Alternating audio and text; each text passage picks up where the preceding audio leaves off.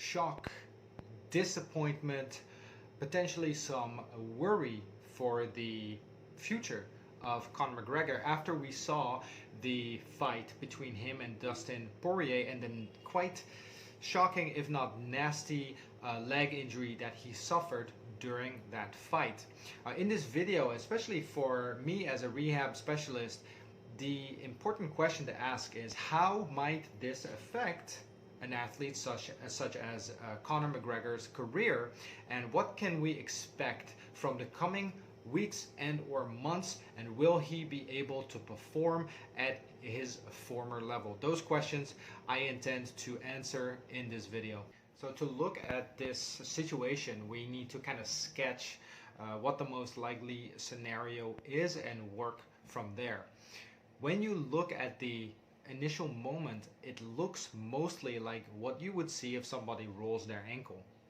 The way that the foot bends sideways as he puts the step back, it really likes he just has a nasty ankle roll. But on further inspection and with the information that we now have, that doesn't seem to be the case.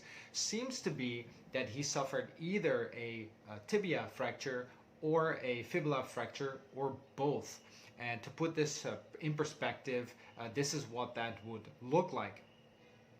There are multiple scenarios which depend on what kind of fracture he actually has. Now, it's been speculated, and I agree with this assessment, that the first moment when he threw that low kick and landed on the outside of Poirier's knee, that was the moment where he may have burst the bone.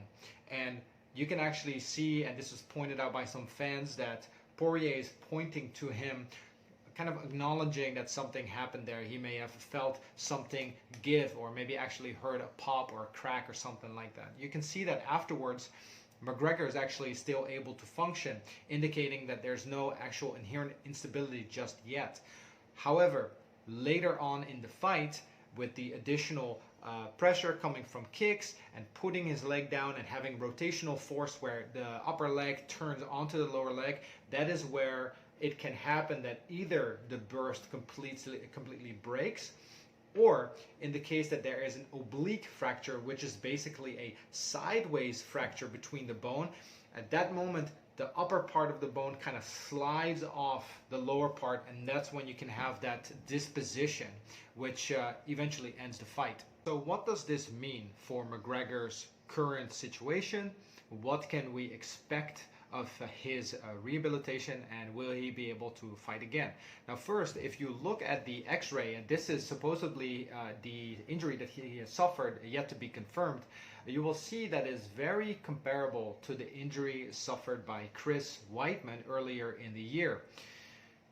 If it is the case that he merely suffered a fracture, a clean fracture to the tibia and or fibula, then what we can expect is they will try to stabilize the bone with a plate and screws, as you can see on the photo here. From that point on, you can actually expect the stability of the bone to be quite good.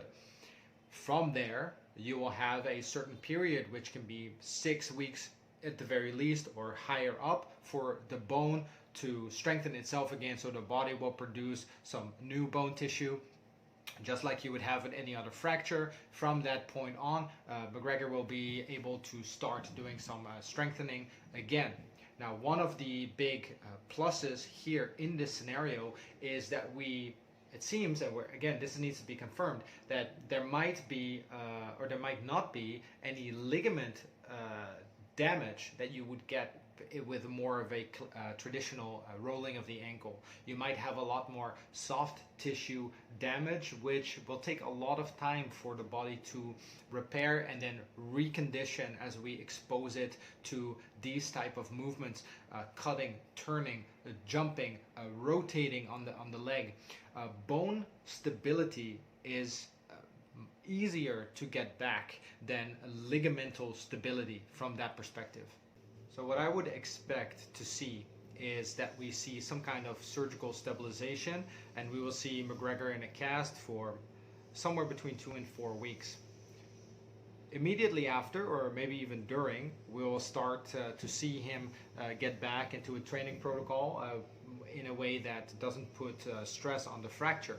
Think about maybe training in water, or maybe doing some non-weight bearing exercise like on a bike. Nowadays we have certain devices such as those moon boots that are basically a boot filled with air that still allow you to kind of use your leg without putting too much stress on an injured part. After the initial bone healing take place, then we'll start to see him do some 20 to 50% weight bearing stuff, maybe ride the bicycle, slowly get back on a elliptical trainer, and it will definitely take somewhere 3 to 6 months before we see him get back into sort of a comparable training regime as before. A couple of pointers here. The fact that he is in a very high level of developed athleticism will definitely speed up his ability to go through a rehab process compared to somebody that has not been trained before. Aside from that, he will have a mentality and a discipline necessary to go through a program like that in a very optimal way. The one thing that I would be slightly concerned of is the mental aspect. Make no mistake that if you suffer an injury plus a defeat like that in a moment when your career is basically on a bit of a downswing, it is not easy to reframe your mind in a way that you can ignore the doubts and the insecurities that come with such an impactful event. So will he be able to step over that?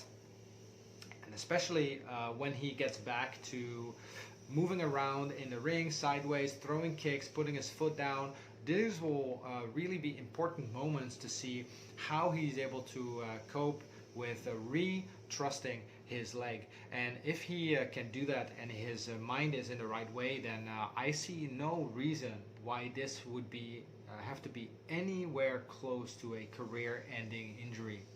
And if we can actually compare the type of injury to the one that Chris Weidman suffers, we take a look at him. We're a couple of months in and he is already back to doing some boxing drills.